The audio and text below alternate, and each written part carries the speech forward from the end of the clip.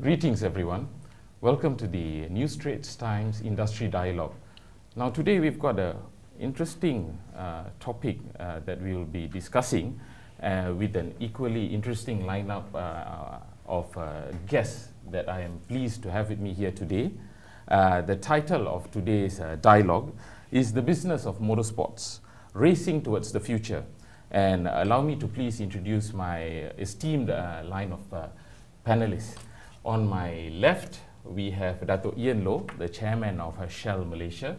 And next to him is Dato' Razlan Razali, the chief executive officer of Sepang International Circuit, SIC, the home of motorsports in Malaysia. Next to him is Adeline Foo, the founder and chief executive officer of the Automotive College, TOC, Malaysia's leading automotive institution of higher learning.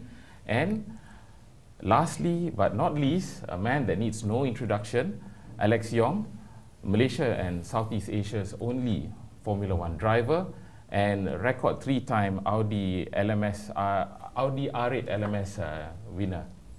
So, ladies and gentlemen, we're talking about racing towards the future of motorsports.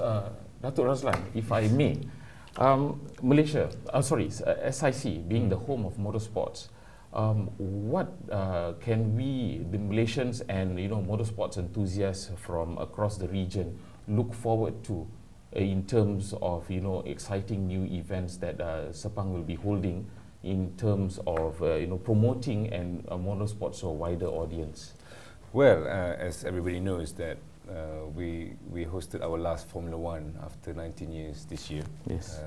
So that doesn't really help your question. So yes. we're already losing the most prestigious motorsport but event. we had a successful MotoGP race. Exactly. Yes. So MotoGP is another crazy success story, which have been in Malaysia much longer than yes. Formula One since 1991. Yes, at the old Batu Tiga circuit in Shah Alam. But in general, in terms of Sepang circuit, we are fully utilized with events, track bookings, and so on. The S1K just took place last weekend. So we have various events still now. We have, for next year, moving forward, we have MotoGP as our big grand event, Blue Ribbon event. Yes. Then we have National Championship, including Sepang 1000. And of course, in terms of promoting motorsports, we are receiving tremendous amount of bookings every year. We fully utilize more than 95% in a year in terms of track days. So in general, although we can't really quantify it, I think the health of Malaysian motorsports is very positive. It's increasing actually. What's your thoughts on this, Alex? In terms of the health of motorsports and how it's growing in Malaysia? Oh, wow, we go straight to the big question. Yeah. Okay, well, I mean, I think SIC, especially over the last half a decade, I mean, the job that we've done, especially on the motorbike side of things, has been very, very good. It's great success. It has been getting better. But we also have to remember that motorsports, we also have to look back a little bit before we move forward. Yeah. And we have to recognize that in the 90s, I think, in my view, motorsports on the grassroots level was a lot stronger. We had Batu Tiga, like you said, we had Pasir Gudang was functioning as one of the best circuits in Southeast Asia, in my view. And then Sepang came along the line as well. And now that Formula One is way, I think we need to, and that's why I'm so happy to be here, is to really look at the next direction where we go. Because Formula One has dominated. And I'm the first to say that I'm also one of those people that's benefited from that. That final push to get into Formula One was because we had a track here. But the long and the short of it is Formula One didn't do anything for local grassroots racing. It's a very exclusive kind of sport. It's too expensive to get involved in. And because of so much focus on Formula One, we saw generally, from Malaysian society's point of view, we forgot about grassroots racing. Yes, we had some karting. We had the Prix going strongly, which was still good, which allowed us to build for what we have now, motorbikes. But there's nothing else going on. We didn't have any manufacturers from independent manufacturers making cars. We lost a lot of our machine capabilities. We lost our edge as the leading country for motorsports in the region. That's kind of changed now. China's got 10 racetracks now, and even Thailand is pushed ahead of us now, you know, with the focus that they have with local motorsports. So I would like to think now Formula One is gone, and I really do hope one day it comes back. But for now, let's try and have the focus on local grassroots racing. We've had so much success with motorbikes, principally through SIC's efforts and obviously the supporters and partners around that. Now let's focus on the other stuff, whether it's rallying, with, open wheelers, and cars again. And I was hoping we'd get to this bit later on in the discussion, but we also need other facilities as well. You know, SIC is fully booked all the time. We need more grade 2 tracks, more grade 3 tracks. Klang Valley could support 2 more grade 3 tracks quite easily, I think. And that would really help bolster the industry here to get it back to the level where I feel it should be. But I think SIC is doing a wonderful job in no terms question. of nurturing talent, if you don't mind me by saying, because they recently Petronas announced the race line team, correct me if I'm wrong, or is it Sprinter? Petronas Sprinter racing team. And you know, you're developing young talent. You know, we've seen over the years coming through the ranks, Hafiz Sharin, and then you've seen Khairul Idham Pawi and Adam Norodin. So that's for motorcycling. And how about in terms of developing perhaps drivers? Or the whole objective, number one, we are circuit operators. You know, our nature of business is actually managing and operating the circuit. It's not our business really to develop talent. Really, I mean, you look at all the circuits around the world. We're the only one. You know, if you look at MotoGP in the season, there's only 3 circuits that actually actively involved in racing teams in developing their riders. There's Qatar, there's Brno, virtually because the owner owns the circuit and the racing team, and us. But the reason why we venture into this, because we strongly believe that, you know, an event like MotoGP has been around in Malaysia for 26, 27, 28 years. It's no longer a spectacle event like Formula One. Okay, I think the fans want more than that. Okay, and to do that, it's very simple. You just to put a boy in the World Championship, create a local hero. Although in the beginning, you know, having to make up the numbers is good enough, but after a while they want results. And thank God we managed to get a few Malaysians that has the results. So by default of that, we had to do it. Okay. Ideally, we want the likes of Petronas, Shell, and or what to do it, because we're not supposed to do it. But now it became a responsibility to us. You know, we're leading this talent development, and until we see more private sectors coming in to do it, then maybe we hold back and focus back on what we're doing. And that's exactly right, because it is not your responsibility to do it. And that's why with a couple more facilities, I think a bit more support to club racers, you know, the ones who have the passion to turn up every weekend, and we know who they are. But, you know, they just need more time at those sort of tracks. We hopefully can have teams taking on that responsibility who can then attract the corporate sponsors, because the product is good enough, so we can get more people into the sport. Dato' Ian, Shell has been a strong supporter of motorsports in the country, especially with MotoGP. You are the main partner. So fans were raving about the Shell Hill Stand experience, and you know, about how things were pushed up a notch this year. So what else could we see from Shell in terms of involvement in motorsports and promoting motorsports in the country? Yeah, we love MotoGP in Malaysia because it's fun, it's exciting, it's competitive, you know, and it's a great showcase for our products. So it's, you know, a very natural sponsorship for us. This year, we put up the hill stand as something new that we haven't done before. And what we did was we were very kindly given a kilometer strip on the side of the track. So we sold 20,000 tickets. We had lots of food trucks, we had buskers, and we had games for people. So, you know, they could really enjoy it. But I think for me, the trick and what we need to do next is to try and extend the excitement beyond the race weekend. Because I think we have a great product for the weekend already, close to 100,000 people on Sunday.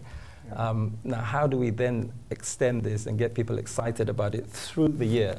And that's the area we're thinking of. How do we make use of our customer base? Because we have 10 million customers a week coming to our retail site. So how do we make use of that to get people excited through the year on motorsports? So, okay, talking about motorsports, Adeline, yes, you know, education is a very important part. And since it is what do you call it, the business of motorsports, I understand that you know, you have developed and nurtured talent in terms of auto mechanics. Have any of your students managed to go getting involved with any racing teams across the years for the past 12 years, if I'm not mistaken? Yes. So for our own college, we have a race team, so they could practice what they learn in the classroom, and the teachers get to practice live motorsports as well, as not have nothing to teach the students. After they graduate from college, they would work with the race team. So we're very excited every time we go to SIC. In every pit we pass by, we'll have someone say, "Oh, hi teacher," because they've graduated and gone on to work with professional race teams. With some students who go on to F3 in Japan, for example, and over a test weekend they would tweet us or send us a message on Facebook. So motorsports is a sport, and like any sports, it needs talents, not just the talents of the sports person, but also everyone behind the scenes helping to nurture that person to be the ultimate representative for the country, to carry the country's flag. So we're very excited that our students have been part of bringing the motorsports industry for Malaysia to the forefront. Apart from you know, nurturing them with the necessary skills to become successful auto mechanics, safety is paramount both on and off the track. So I'm sure you prioritize on safety when disseminating knowledge to them, and when, like you said, you know, you have your own race team and you send them out to the track. So do you work together with, say, SIC or corporate companies like Shell on having safety campaigns and promoting safety, both not just for racing, but for on public roads as well? Actually, motorsports is very safe if it's practiced in a proper venue, in a like controlled SIC. environment. Yes. So, but just to add, motorsport is also very dangerous. Even at a facility like SIC, it is still very dangerous. We do have various fatalities. Of course, the high-profile one was Marco Simoncelli in 2011. Yes. You know, so even a professional do get hurt badly. But I think, sorry to interrupt. For us, safety is paramount. Safety is key, even with the circuit. Beginning with our title sponsor, I mean, they are very anal when it comes to safety, especially Shell. You know, the kind of compliance that the Shell Global requests from us it's crazy, but we complied nevertheless, that we have to. Then we complied with the authority bodies like FIA and FIM in terms of the preparation of the circuit. Already during F1 we had an incident where a grating came loose and a Haas Formula 1 car hit it and crashed badly, although the driver was fine. So we had to comply.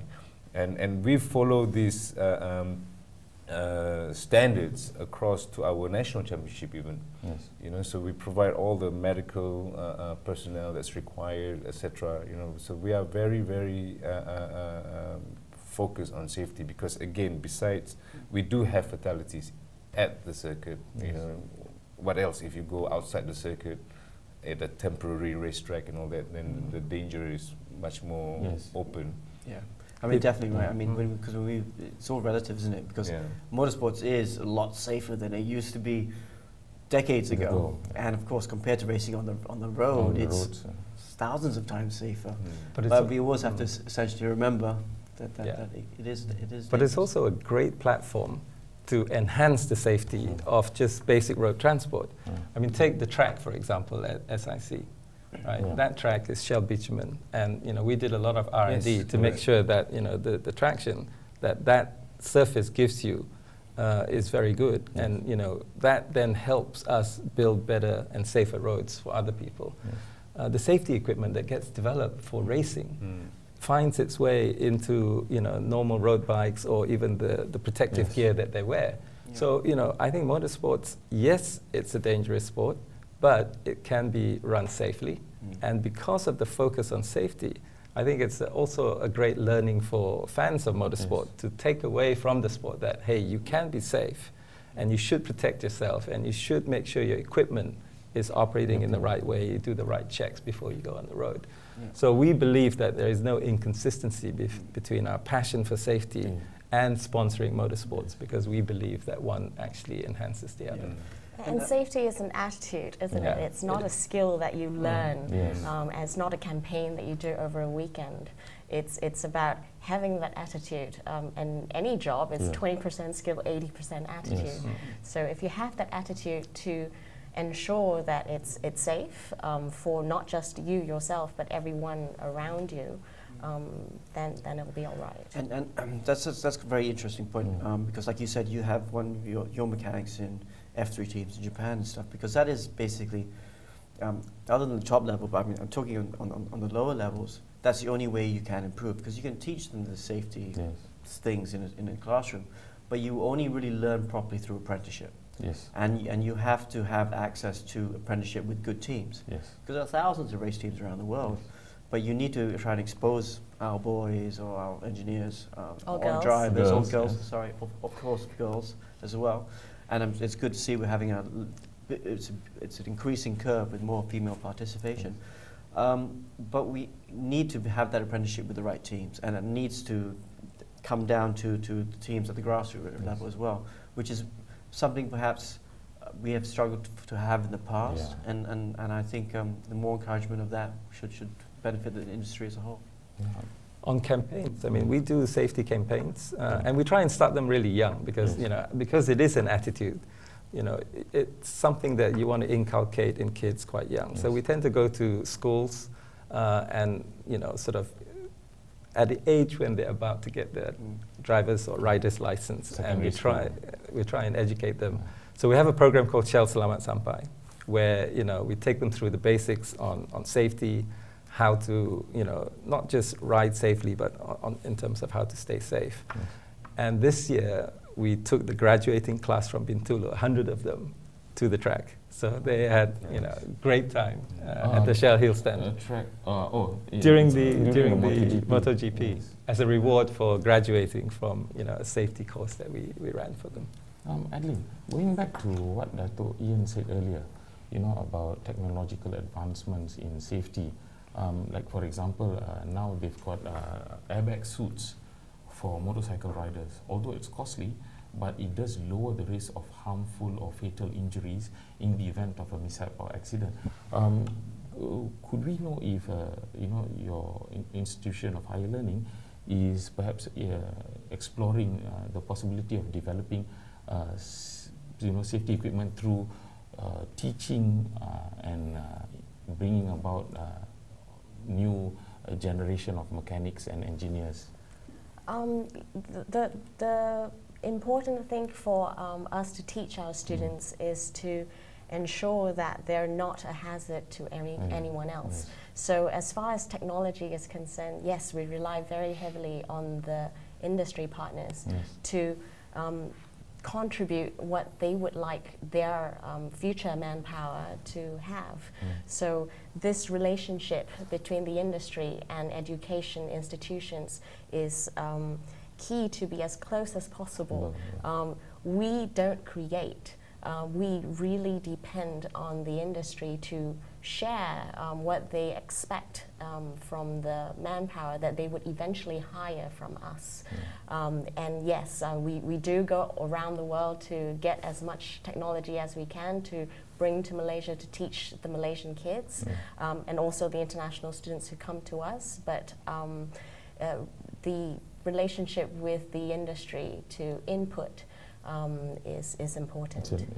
Dato' Razlan, you know, we have a lot of young aspiring motorsports enthusiasts who come for Sunday track days in Sepang. So I'm sure that SIC incorporates and enforces strict safety regulations even for Sunday races. Well, of course. Being a former tool racer before this job, what I noticed during the track days that was organized by SIC is free for all.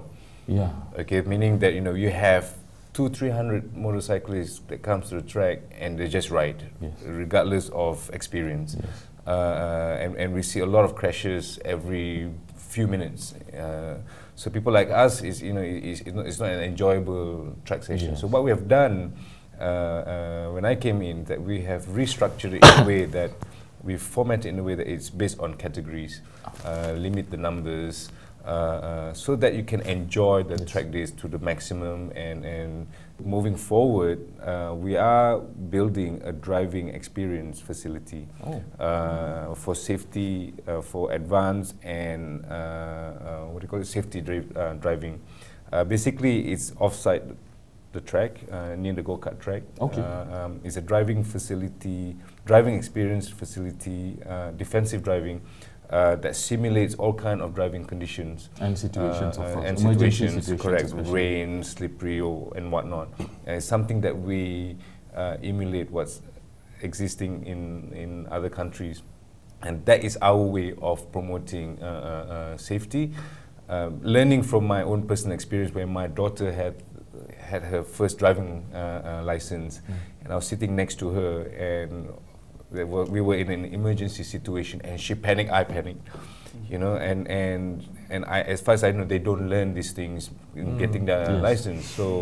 So I think that this is crucial, and should be accessible to the general public who come and pay a nominal fee and experience what it's like, for emergency situation during the rain, what happens if the car slides, this and that, especially for first-time license holders. I mean, in my experience, I've seen it all around the world. Anyone that does these additional programs to supplement what you learn in the driving test always helps. And we've seen what motorsports still has helped in the public. Programs, the one you're talking about, the one that Shell has. We need more of these programs. But the message really also needs to.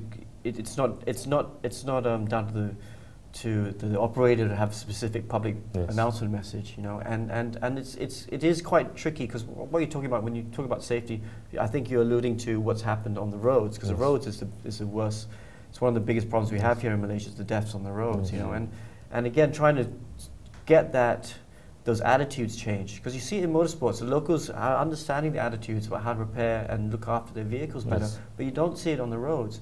For example, you talk to the tire suppliers. They will tell you that all the new tires, the largest bulk of the tires that they sell on the road are in Thailand and Singapore. But here in Malaysia, we don't buy new tires. People use tires till they're bald, or they rethread them. And that's why we see so many accidents, and more importantly, that's why we see everyone going so slow when it rains. Because they'll have one accident and they don't understand why they have the accident, but it's because their tires are bald, and for the rest of their life, whenever it rains, they will go slow, because they don't understand that they had an accident because the tires didn't have enough thread on them. On the youth, coming back to your earlier point about youth, I think it's important that we have role models that talk and speak out about safety. They probably won't listen to people like us, but they will listen to their heroes. And I think the more that we have people like Hafiz or Adam, and if we can get more coming through the ranks, where they become the role, and Alex, of course. I'm a bit older. I don't connect with the youth anymore. It's important, and we struggle to find enough of these role models to help us get our message through. But the problem that you're talking about, the youth racing on the public roads is because we, like what Alex said earlier, we don't have enough motorsport events, grassroots events for them to let out their steam. So if the public understands that motorsports belong in a racetrack, in a controlled environment. correct. Because you can't just say don't race. The kids, we've all done it. You know, we've all gone through that stage. The more you tell them don't, the more they want to do it. We need to provide more locations for them to do it safely. The SIC, you know, you do your Saturday Night Live. There's so many events to get the kids off, but it's just one facility. You know, there's a lot of people in Klang Valley. You know, well, we've heard. I mean, we saw a new track in Johor, for one. You know, we heard of the government wants to build a track up north in Kedah. Kedah, yes. Okay, but I agree. I think we need. And coming from Sepang Circuit, we need smaller tracks. Okay, we need an avenue for these youth and kids to let go their whatever it is on the track rather than on the roads. And we're not saying we need the government to do it all for us, because I think that's unreasonable as well, because the private sector can. There is a value in having more racetracks. We think that can make money as a business. Yes. You know, not the size of Sepang, you know, not a Formula One size one. That's too like big. What you said, you know, but a smaller one is very possible. We just need the right location, and money can be found. Something like from the old Batu Tiga circuit and the Pasir Gudang circuit. You know, just a little bit further out, because that property in that area would be too expensive. But you know, it is possible. But you know, what do you guys think? I mean, like what Datuk Razlan said, and like what you said, Alex, you know, about having more smaller circuits. Do you think that over time this could help send a message across to the younger upcoming generation and get their excitement, focus to you know, letting out their adrenaline and interest for racing in a controlled environment? Do you mind if I take that? I mean, I strongly believe that we need it desperately. For sure, it will help. Many venues that are easy to go to, cheaper to go to. You don't need such a long lead time to plan these days, will help. But not only that, I think the industry in Malaysia is busting at the seams. Yes. You know, it's come along a lot in the last few years, almost exclusively down to the stuff SIC has been doing, you know, when it should be really our local ISN. But I feel there is a bottleneck. I feel if there is, the bottleneck is because we don't have enough venues. We only have one venue. And if we had more venues, not only would you see get more kids off the street, but you'd see a rapid expansion of the industry. Because there is a bottleneck, and you'll see it'll be very good for the industry. What do you think is the reason behind the what do you call it, the slower pace, or rather the delay in you know, setting up of such circuits? Is it the what do you call it, the fear that it might not be a financially viable option? I don't know. I've done a few business business proposals on this, and I think it would make a money back very fast. A 5-year program. Well, if it's managed properly, you know, motorsport as well is full of. I mean, I hate to term it mafias in some ways. You know, there's people, a lot of parties who thinks it's quick money making. You can make a quick buck. In ideally, you can't. You can make money in the long run, but quickly it's difficult. You know. Even building a small track is not cheap. Okay, a small track like the one in Johor, for example, is really cost something like 15 million.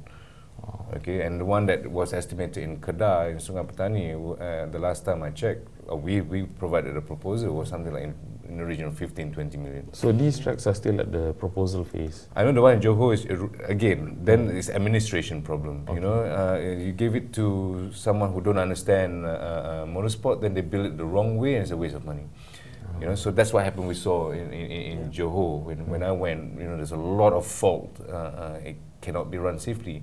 You know, so it's a combination. You know, but again, if it's supported and funded by the private sector, I think it's easier.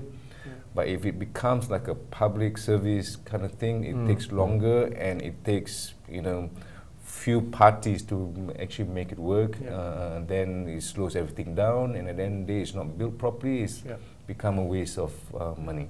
I think on the on the corporate side, you know, MotoGP is the pinnacle of the sport. So it's maybe not as accessible to all the companies that might be willing to participate. But if you get down deeper into, you know, the grassroots of motorsports, then there are lots of companies, tire companies, you know, the component companies, but also any other companies that want to associate themselves with excellence, with disciplines, with technology, with innovation. These are all, you know, the sort of attributes companies like to associate themselves with. So if these attributes were in place, then... I think if we had sort of more grassroots events at state level or even national level, I think you can attract sponsors who are prepared to, you know, support those. I think, though, the motorsports industry as a whole is so elusive to the general public. They actually have no idea how to get into the motorsport industry because it's so expensive. Yeah, I agree, and I think there are a few things here, because you're just talking about, you're right, because when I look at sponsorship proposals, there's a whole list of companies who would never be ready, who are presently not ready for MotoGP or Formula 1. But they're just like you have young drivers coming up, you have young sponsors coming up who are interested in a smaller package, done right, cheaply, that they can grow as well with. And yes, tracks are expensive, and yes, if you take the motorsport industry as it is now, it can't justify the cost of the track. But I can't give you figures on this, but from what I've seen happen in countries throughout my whole career, if we can have a few more tracks, the motorsport industry will grow. It will go past its bottleneck, and there will be more people coming into it, there will be more people touching and seeing it and feeling it. And like I said, I can't give you figures, but from my years of experience, you will see a lot more people come into the sport. Think of the motorsport industry as the internet. The internet is not controlled by any organization. It is user generated, and it's free. So the cost of entry is very low. So if we keep motorsport industry, or we open it, the cost of entry becomes very low, and it becomes a lifestyle for everyone that motorsport is a safe thing to go into, and you go into properly. And more people go into it, and suddenly everybody makes more money. It's not about the few corporate sponsors, it's about everyone enjoying the game safely, everyone getting rich together, and more talents will be built. Well, they also need a little bit of love, though, I think, because at this next stage we're talking about, there'll be a lot of doing it for the love of the sport as well. But once they are built, and, you know, further down the line, yes, I think everybody will have those opportunities. Maybe it's one step at a time, as opposed to having one in the south, one in the north. Well, concentrate on the next one, and everybody, you know, channel their energies and funds into making the next one happen. That's what's being done right now. Slow and steady, one at a time. So we saw that in Johor. We were consulted. I mean, just to sidetrack a little bit, we were consulted, and unfortunately, it was not done the way it should. You know, we were not consulted any further than that, and then suddenly it was just completed. Not done the way it should. It's completed. It's completed. And in fact, Prix ran one race there with a lot of safety problems, and now it's being rectified again. So I'm not sure where it is right now. Then after Johor, then there was Kedah was supposed to come up, but then there's delays for whatever reasons. So not to say that, you know, small trucks are mushrooming everywhere. It is one at a time, which is, I think, is progress. But it's just that once it gets going, again, through whatever issues, administration issues or whatever, it's just not done properly. I mean, how many tracks we've seen, even go-kart track, that was built but it was not done properly, and then closed down after less than a year. You know. Out of all the local stuff that's going on, I think you're right. But the go-kart scene is. It is happening, at least. It is ticking over. We are seeing some pretty professional teams in that. There's still that question mark every year about how we can grow it further. And motorsports, in go-karts, you're selling dreams. You know what I mean? Yes, and that's what you need to unrealistic do. Dreams. Yeah, unrealistic dreams. But maybe Shell want to own a facility one day and. Well, look, we sponsor motorsports across the world. We're in NASCAR, we're in Formula 1, we're in MotoGP. You know, we were in the Le Mans. So, you know, I think it's a great platform for us. So we will always be prepared to, you know, sponsor probably at the pinnacle of the sport, but yeah, deeper down, I think the local companies will be looking to see how we can get involved. So if I may just share a story, because Shell's been involved in motorsports for a long time. I remember in '91 when we had the first MotoGP race at Shah Alam. Yeah. They actually painted the pit lane tarmac red and had Shell branding on the tarmac. It was very, very bright. It's a nice idea. I Yeah, should talk it's to a good Ryan. I think it's the only time it's ever had a red tarmac just in the pit lane. It's just for the Shell branding. It's very Yellow cool. stripes. Like earlier, what Dr. Ian said, you know, Shell's involvement is at the pinnacle of the sport. You know, they go at international class events. So in terms of, you know, the local events, to promote motorsports, to not just, you know, promote talent, but monetize it, is it something that local companies you think might undertake? Yeah, perhaps for other local companies. As far as my school is concerned, we would be extremely happy to be placing our students to work properly in more motorsports races. But as we can see, like example, Prix, you know, there's a lot of, I mean, I don't consider Prix now as a grassroots because it comes to the point that it's a local race, but it's professionally run locally, so it's no longer grassroots. It's national level. It's national level, yeah. I mean, the cost of entry, you know, for Prix machine is already like 100,000, 150,000 a year. You know, the kind of equipment that they use, the components on the bike, on a small so-called Kapchai bike, you know, they have quick shifters, they have whatever it is that you can get on a superbike machine, you know. But it's nationwide. It's a street race. They go everywhere in Malaysia, but participation by local companies are huge. You know, I mean, it's free. I think minimum 10,000 people, spectators goes because it's in the city. I mean, it's in town, so it's closer to the people. So I think it's a great. There is response from the corporate sector. They do take part, huge. You know, of course, in the automobile side. But see, their model is very smart. They bring the racing to the city, and it's very easy to fill out the city. You know, we were talking about the KL Grand Prix before the show, and what a great success that was. You know, but it's a chicken and egg bit, really, because you do need a proper track for local teams and drivers and riders to develop, and that unfortunately has to be a little bit out of town to have the space for it. And I think the next phase will have to be very creative with how they do that, you know, because they may have to allocate 100 days to corporates like Shell, perhaps, or different manufacturers, and that might be the bigger revenue stream, and maybe we need 50 days for racing. And some other days for concerts. You know, you've been a concert promoter yourself. You'd have to be creative with not being able to have different sources of income for that facility, but with the aim eventually for the motorsport to grow, and then that takes up a larger share of days each year. So the other aspect of a business of motor racing is media, is the coverage. You guys. So the more you guys cover motorsports, the more it is in the minds of the general public, creates the interest and the buzz, and that's what sponsors want to see. Because the way we look at it is, what is the payback? The payback may be shifting your product. The payback may be getting yourself branding, recognition, airtime, all those things. Now we use it also for R&D.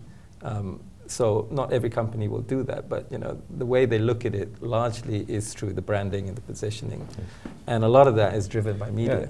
Following up to Dr. Ian's comment, yes, correct. I mean, we do get our fair share of media when it comes to the pinnacle of the events, F1, MotoGP, especially when we have Malaysians in the MotoGP. We have a lot. For that, yes, we give credit to the media for supporting it. But the national championship, there's basically none.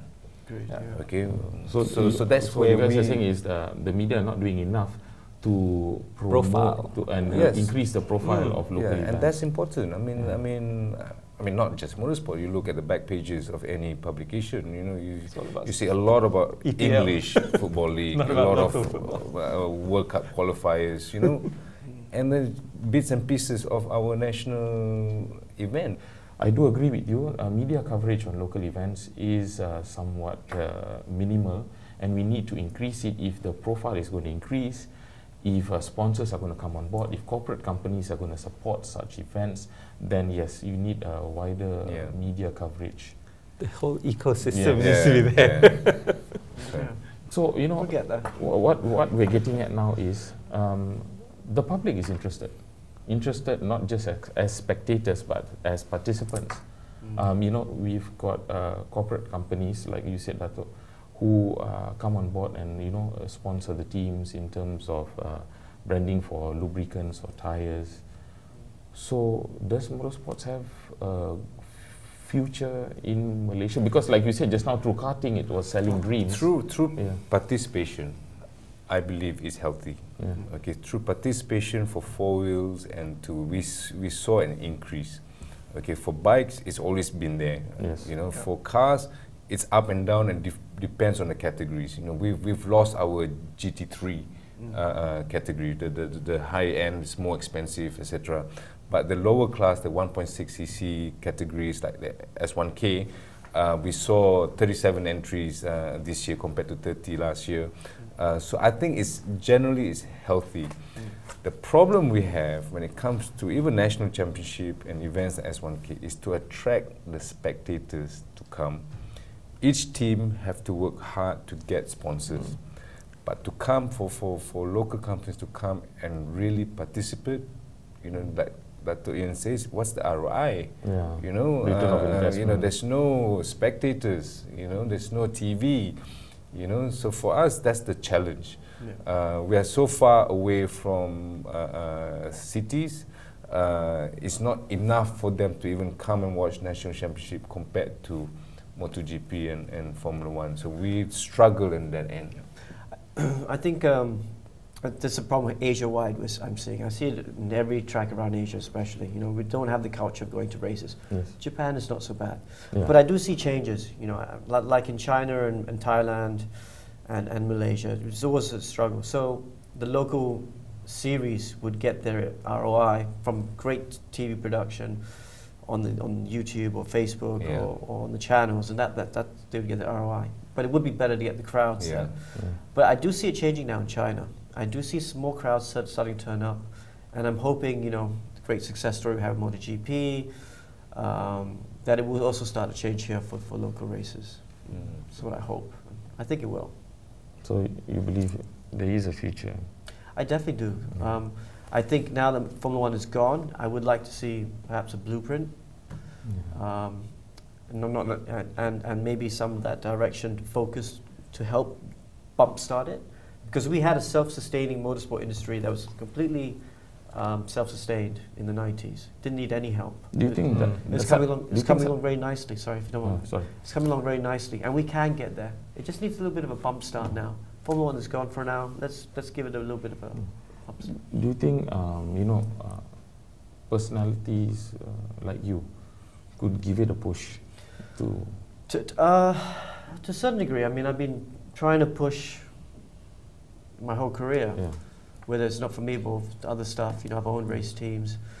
I've advised on certain things. It's been like hitting in my head against a brick wall, to be honest.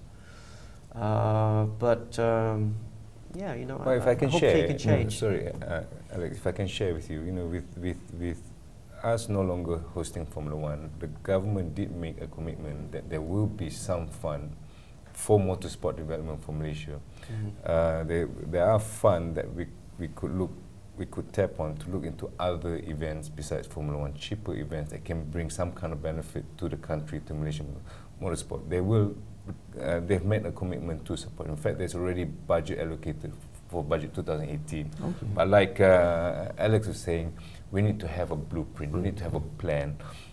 Right now we are focusing so much on two wheels because there's a strong correlation to Malaysian MotoGP. That's why we do it. So now with four wheels, I think four wheels is a major issue for us right now. Is what is it that we're going to do? You know, we need to do something realistic, something that can really contribute to the local economy, to the local companies, and all that. I mean, we do not want to sell dreams, unrealistic dreams. Formula One should not be the target. You know, we shouldn't say, you know, to these 7-year-olds, you know, you go into go-kart so you can go into Formula One. That's wrong. Okay, so we need to establish something. And we've talked about this. I don't know. I don't have any clear answers yet. But it needs to be a top-down approach. You know, even like I actually personally think the future of Malaysian motorsports is S1K.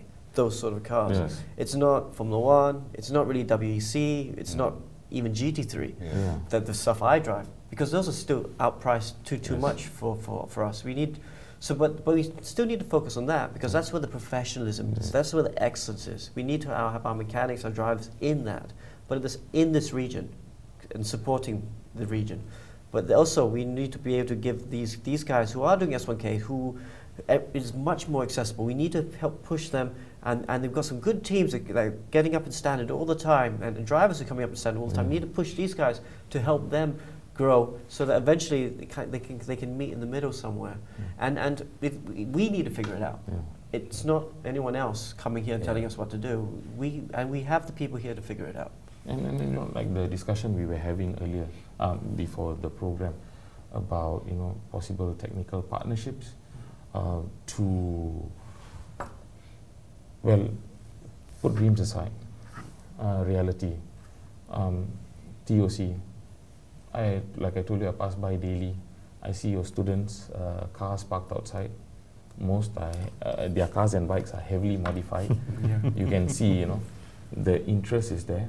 So perhaps if they can't pursue their dreams of becoming professional drivers or riders, there is the other avenue of working behind the scenes as mechanics, as pit crews, as managers. And do you think that, you know, technical partnerships between sponsors, companies, or institutions of higher learning could bring about a win-win situation, whereby, you know, companies could develop talent, but at the same time garner profits from having a symbiotic win-win partnership? I think to attract the general public into an industry, it's always about clarity. And if they are clear about what are the careers they could get, a race team is not just the driver. Yes, it's the most glamorous one. But to make this event work, it's not just you, it's everyone else behind the cameras. So same with the motorsport industry. Apart from just the driver, do anyone actually know how to get into the industry? So if that entire organizational chart within a race team, for example, is clear, and it tells us what the competencies are for the person to move up the ranks, then I think that would attract more kids to want to be part of the industry, and to allow the parents to allow their kids to be part of it, so that it's not just viewed as a hobby or a weekend job, that is an actual career. So I think that would help. And it's always, it's always tempting just to think about it, because it's such a technical sport as being, you know, sort of a technical partnership. But the business side of it, the commercial side of it, is just as important to, in order to sustain, you know, the cost of actually the technology and getting the machine out there to race in a competitive way. It has to be attractive for corporations. So, you know, people who have an interest in a career in finance or in marketing or even in HR, you know, these are all necessary as part of the organization, in order to make it just work. to add to Adeline, is that we signed an MOU with TOC during Malaysian MotoGP, to basically develop mechanics. Okay, because for us, you know, okay, good. For the last 4 years, we've set up this SIC racing team, but we utilize foreigners. We only have one Malaysian mechanic. Now next year we have two. But we need more than that. To feed talent into our racing team, we need a proper championship using a proper race machine. So we actually, in advance, bought 7 units of NSF 250Rs, which is a Moto3 machine, which is supported by Bonsyu Honda on an ad hoc basis, but we need a full-time mechanics, which we don't have. Yes. Okay, so we sign up with TOC for TOC to develop kits that can do that, because we are in dire straits for mechanics already. Yeah, you know, we have every year we have one full set of proper Moto3 machines that can be used on the track for testing and whatnot, but I don't have people to run it. It's not a Prix bike. Yes. You know, I can't take that bike and give it to a local company, local mechanic to do it. Yes. You know, it has to be properly trained and so on. So, hence, we're working together with TOC to develop skilled mechanics of certain standards, and for us, it has to be World Championship standards. Yes. You know, to fit into the system. Okay, and these are great careers because we have a platform for Malaysians to participate in a World Championship or Junior World Championship, travel all around the world as a career. So we have that. Now we just have to fill up. It's a huge jigsaw puzzle. So we're filling it up slowly, one by one. I always liken the motorsport industry as to a hospital. Yes. An automotive mechanic is like a doctor. And like what Dr. Ian said, running a hospital Machines is are the not patients. just the doctors. Yeah. It's about the finance and the HR and the business behind running a hospital. Yeah. So there's so many parts to making a hospital work. The same with the motorsport industry. There's so many parts to making it work. But in a hospital, we know what the ladder looks like, and we know how it works and how one gets in there and what one needs to do to go up the ladder.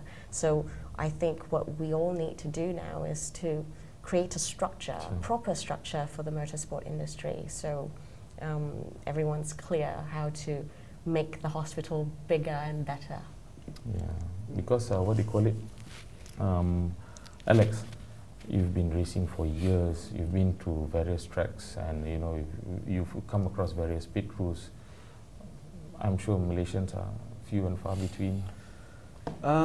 We've got a lot of talent here, though. You know, and it's not just in motorsports. I talk with the Bukit Jalil guys as well. There's a lot of talent. It's not having the opportunity, which makes the A platform. talent leave that industry or that sport, which is a problem. But we have got some excellent engineers, and yes, they're not many, handful. But it's a two-pronged thing, really. We actually got a huge base of on the mechanics side, huge base of mechanics who can work on a variety of stuff, but they haven't had the correct practices instilled in them at an early age, so they have a lot of bad habits. Yeah. Yes. And that's what stops them from jumping into a MotoGP team or into a GT3 team, let alone Formula One. Being part of an international race. But we do have some that go to Europe at an early age, and they have those practices, and they excel. Yes. So we need to still support this huge base of people, because they're the lifeblood of it. But we also need to have the new guys come in and not learn these practices. They need to learn the right practices of the excellent. And somewhere, like I said, they have to meet in the middle, and that's when it will be complete, I think. You know, Dr. Ian, Shell has partnerships in Formula One and MotoGP, Ducati and Ferrari. So, I mean, overseas, the Shell in other countries, through these technical partnerships with these racing teams, do they provide a platform to train, trainee or apprentice mechanics? No. We are very much on the fuel and lubricant side. Okay. So we don't get into the mechanics. That's the team's job. They won't let us anywhere near that. But what we do is we provide them with competitive fuel and lubricants so that they get the best performance. But we do a lot of R&D behind the scenes. Yes. For us, the real benefit in this is the R&D, to take what we learn on the track, From the track. and bring it to the road. So for example, the V-Power racing that you pump, it's actually 99% of the formulation of what goes into Vettel's car. When you said V-Power racing that you pump. It's 99% of what goes into Vettel's car. So, you get pretty close to the product that the racers use. But it's so interesting, though, the oil and gas industry, because, like on the oil rigs, that's a huge safety risk, Yes. So you need a very high level of excellence, of competency, to work on those rigs. And that's a bit like on a Formula 1 team or a MotoGP team. You need that excellence. Sharpness, competitiveness. Discipline as well. I think you talked about discipline. You don't pick up bad habits. Yes. You know, the same thing on a rig. You need to have the good habits. You need to have the right attitudes on safety. That's why we love motorsports, because, you know, it is about actually really being excellent at every little thing that you do. And having the discipline to do that day in and day out. Because if you don't, oil rigs blow up, or you have brake failures on bikes and cars, and you hurt people. I guess that's the message. But on a larger structure, though, it's about supply and demand. Who are the people coming into the industry, into the oil and gas industry, into the motorsports industry? It's the education system that supports vocational education, that people want to you know, do something with their hands, and they're still graded A+, and not the other way around. Because, you know, see, in Europe it's very easy, because you have Formula 1, and Formula 1 can pick the biggest, the best and the brightest from schools, just like because oil rigs, you know, oil and gas pay so well, they pick the best and brightest. But in Europe, you have also many different layers. You have a fully functioning ecosystem right now. So you can also come in at apprentice level and work your way up. You have both opportunities. You've got the feeder pools going up the food chain. Here in Asia, we don't have that yet. You know, so we have to support the feeder pools. We have to keep growing the feeder pools and help and being patient with getting them up to that level. And there will be slips and slides along the way and mishaps, but we try and minimize that. But eventually we can have that. But it's not feasible to just say we have excellent mechanic and we send them to Europe, or we have excellent driver, we send them to Europe, because that doesn't benefit our ecosystem. And we need to concentrate on our ecosystem. Our local motorsports scene. Yes. So the love is there. The avenues are there. The possibilities, of course. So I guess it's all about giving it the right push, getting the right people on the right platform, and the right exposure, and of course, what do you call it, like you said, Dato' Razlan, getting the programs tailored correctly and precisely, done well, and executed even better for it to actually work. More or less. Let's start with the blueprint. But it's also, you know, doing what we're doing well already even better, right? So we've got some really great platforms already. MotoGP is one. We're going to make it bigger and better. So that hopefully will pull everything else up with it. But yeah, I like the idea about, you know, working it up from the bottom. Consolidation as well, with F1 no longer in Malaysia. So we need to consolidate what we have, plan it properly, you know, leverage on the fund that's set aside to make sure that it's fully utilized properly. That's why, like, you know, the additional funds that are made available, I like how you know, informed all of us and shared with us that you're going to have defensive driving school set up, and then you've got the program for apprentice mechanics to work on the racing bikes, because there is a dearth of mechanics available. So you take proactive measures to get things done, and then a continued fruitful and beneficial working relationship itself for MotoGP, which not only benefits the fans but benefits young students through, you know, positive programs that inculcates good habits and practices. So everyone working together.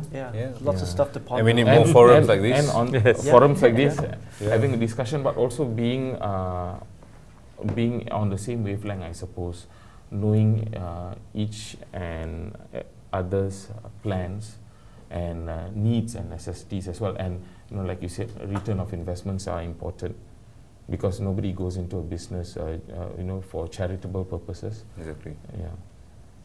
Exactly.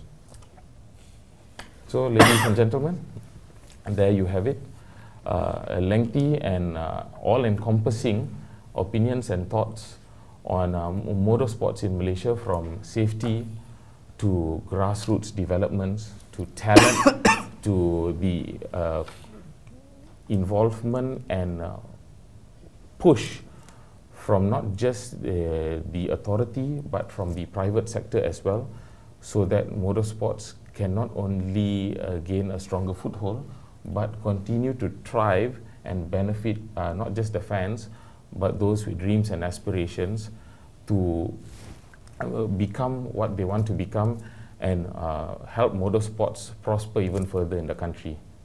Thank you, everyone. Thank you. Thank you.